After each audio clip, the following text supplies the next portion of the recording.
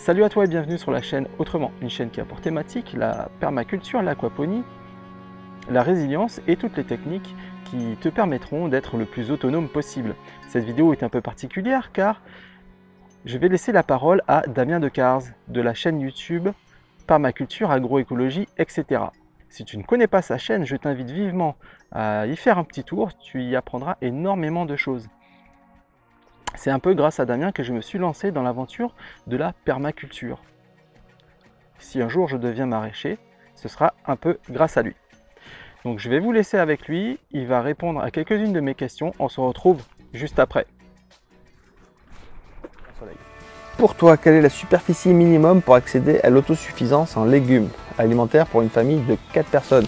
Alors je dirais que si c'est que pour les légumes, une famille de 4 personnes, je pense qu'avec 1000 mètres, tu es large en fait. Parce que je pourrais te dire 500 mètres, 400 mètres, mais ça, il faudrait vraiment que ça soit hyper dense. C'est faisable en fait, hein, c'est tout à fait faisable avec 400-500 mètres.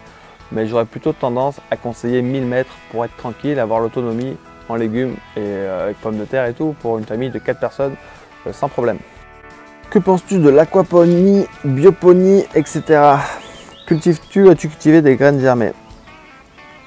Alors, aquaponie, bioponie, on va dire que l'aquaponie, pareil, ça va être un sujet encore peut-être à polémique, mais moi je suis personnellement pas hyper fan de l'aquaponie, sauf dans des cas particuliers. C'est-à-dire que selon moi, après chacun a son avis et puis je respecte l'avis de chacun, mais selon moi, si on a de la terre à disposition, c'est à mon avis bien plus efficace de cultiver dans de la terre. La plupart des plantes sont faites pour pousser dans de la terre, en symbiose avec des champignons, en symbiose avec des bactéries, avec tout un tas de connexions qui se passent sous terre, qu'on découvre de plus en plus.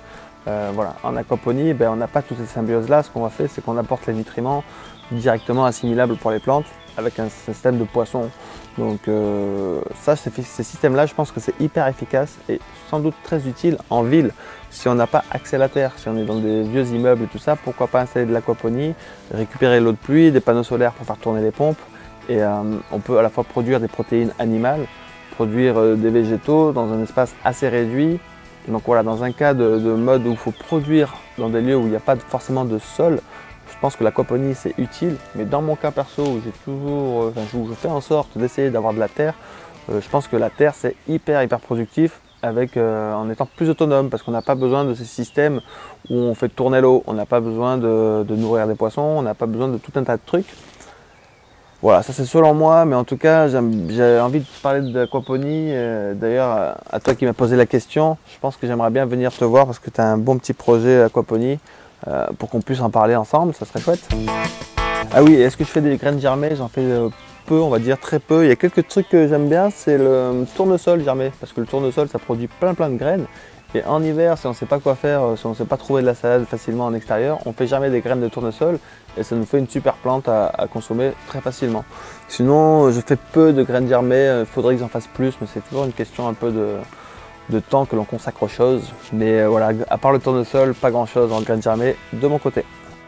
Je te suis avec attention et je sais que tu prépares un livre. Peux-tu nous dévoiler dans les grandes lignes son sujet? Donc voilà, j'en ai déjà parlé de ce que je vais sans doute mettre dans ce livre.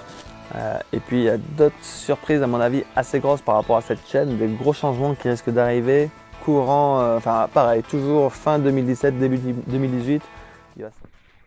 J'espère que les réponses de Damien t'auront intéressé. Donc Damien, tu l'as bien compris, ma problématique principale est l'accessibilité à la terre, ce qui est le cas pour énormément de gens.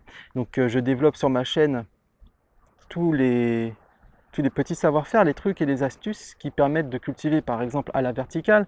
Et c'est aussi pour ça que l'aquaponie m'intéresse particulièrement. Donc bien évidemment, dès que ma serre en aquaponie sera lancée, tu seras le bienvenu et je serai heureux de partager avec tes abonnés ma passion pour l'aquaponie. C'est avec grand plaisir également que je te rendrai visite au jardin du Grand Jas.